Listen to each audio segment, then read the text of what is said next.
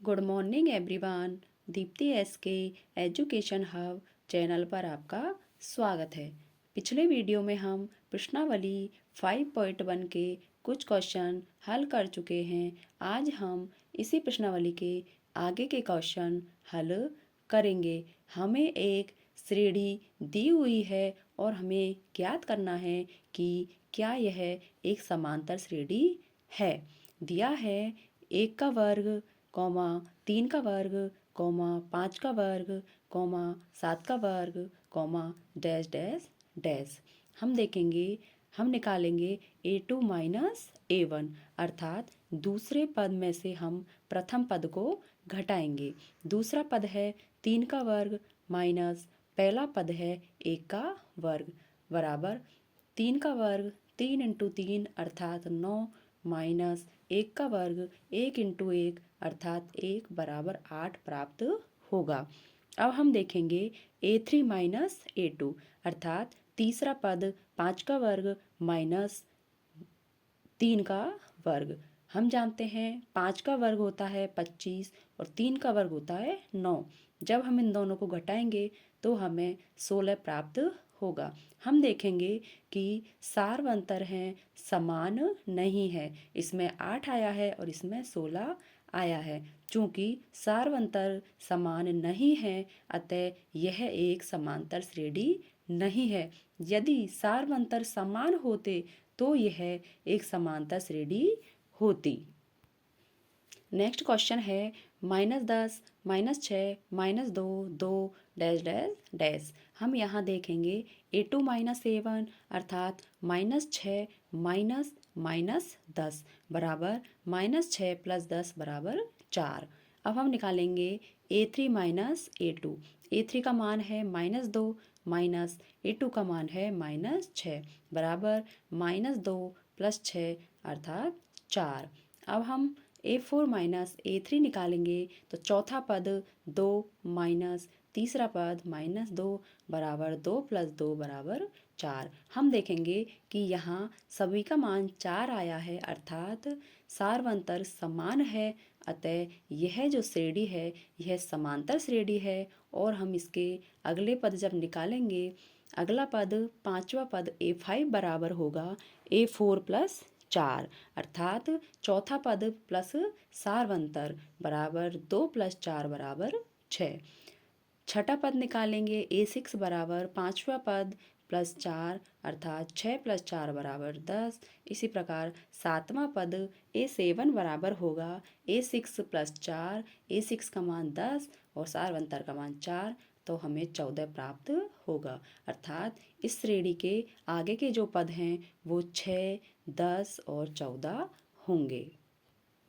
Next question है पहला पद दिया है 3, दूसरा पद है 3 प्लस रूट 2, तीसरा पद है 3 प्लस 2 रूट 2 और चौथा पद है 3 प्लस 3 रूट 2। हम देखेंगे A2 माइनस A1 अर्थात दूसरा पद 3 प्लस रूट 2 माइनस पहला पद 3 बराबर हम देखेंगे 3 माइनस 3 0 होगा और रूट 2 प्राप्त होगा। इसी प्रकार A3 माइनस A2 तीसरा पद 3 प्लस 2 रूट 2 माइनस दूसरा पद 3 प्लस रूट 2 बराबर 3 प्लस 2 रूट 2 माइनस रूट 2। 3 से 3 कैंसिल हो जाएगा और 2 रूट 2 में से जब 1 रूट 2 को घटाएंगे तो हमारे पास 1 रूट 2 प्राप्त होगा। इसी प्रकार A4 माइनस A3 निकालेंगे तो चौथा पद 3 प्लस 3 रूट 2 इसमें से तीसरा पद घटाएंगे -3 माइनस 2 रूट 2 अर्थात 3 रूट 2 माइनस 2 रूट 2 बराबर रूट ऑफ 2। हम देखेंगे कि तीनों से सार्वंतर बराबर प्राप्त हुआ है अर्थात यह श्रेणी समांतर श्रेणी है। तो इसके अगले पद होंगे पांचवा पद A5 बराबर होगा चौथा पद A4 प्लस सार्वंतर D। A4 का मान 3 प्लस 3 रूट 2 प्लस सार्वंतर D का मान रूट 2 अर्थात हमें पांचवा पद प्राप्त होगा 3 प्लस 4 रूट ऑफ 2। इसी प्रकार छठा पद A6 बराबर होगा पांचवा पद A5 प्लस सार्वंतर D। पांचवा पद का मान हमें प्राप्त हुआ है 3 प्लस 4 रूट 2 प्लस सार्वंतर का मान रूट 2 अर्थात 3 प्लस 5 रूट 2। इसी प्रकार सातवां पद A7 बराबर छठा पद A6 प्लस सारवंतर D। छठा पद हमें प्राप्त हुआ है 3 प्लस 5√2 प्लस √2 बराबर 3 प्लस 6√2। इस प्रकार हम देखेंगे कि इस श्रेणी में चार पद हमें दिए हुए हैं और पांचवा, छठा और सातवां पद हमने प्राप्त कर लिया है।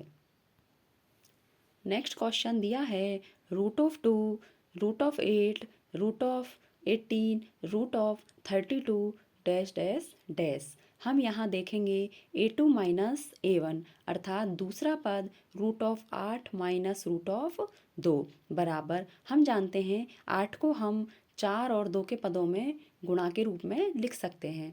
तो हम देखेंगे कि 4 का जो वर्गमूल है वह 2 होता है, तो 2 बाहर आ जाएगा और 2√2 माइनस √2 बराबर √2 प्राप्त होगा। अब हम A3 माइनस A2 अर्थात तीसरा पद √18 माइनस दूसरा पद √8 बराबर 18 को हम 9 इंटू 2 के रूप में लिखेंगे और 8 को हम 4 इंटू 2 के रूप में लिखेंगे, क्योंकि 9 का जो वर्गमूल है वो 3 होता है, इसलिए 3 बाहर आ जाएगा तो हमें 3√2 प्राप्त होगा। और 4 का जो वर्गमूल है वो 2 होता है, इसलिए हमें 2√2 बराबर √2 प्राप्त हो जाएगा। अब हम A4 माइनस A3 बराबर A4 का मान है √32 को हमने 16 √16 इंटू 2 लिखा और √18 को हमने √9 इंटू 2 लिखा। तो हम देखेंगे कि 16 का वर्गमूल 4 होता है और 9 का वर्गमूल 3 होता है, इसलिए 4√2 माइनस 3√2 बराबर √2 प्राप्त होगा। हम यहाँ देखेंगे कि तीनों पदों में हमें सारवंतर D का मान समान प्राप्त हुआ है, अतः यह एक समांतर श्रेणी है। तो इसके अगले पद हम निकालेंगे। पांचवा पद A5 बराबर होता है चौथा पद A4 प्लस सारवंतर D। हम देखेंगे कि चौथा पद का मान √32 है प्लस सारवंतर का मान √2 है। अब हम √32 को 4√2 लिखेंगे प्लस √2 बराबर 5√2। चूँकि हमें इस श्रेणी के अनुसार हमें रूट में लिखना है, इसलिए 5 का जब हम वर्ग करेंगे तो 25 और 25 को 2 से गुणा करेंगे तो 50 अर्थात √50 प्राप्त होगा। इसी प्रकार छठा पद A6 बराबर होगा पांचवा पद प्लस सारवंतर। पांचवा पद को हम 5√2 के रूप में लिखेंगे और D का मान √2 लिखेंगे तो हमें 6√2 प्राप्त होगा। 6 का जब वर्ग करेंगे तो 36 इंटू 2 बराबर √72 प्राप्त होगा। ऐसा हम क्यों कर रहे हैं? क्योंकि जो श्रेणी है वह रूट के अंदर है।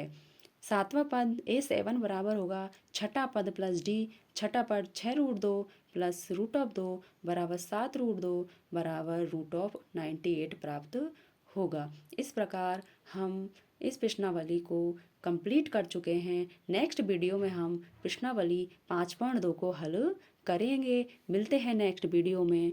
Thank you.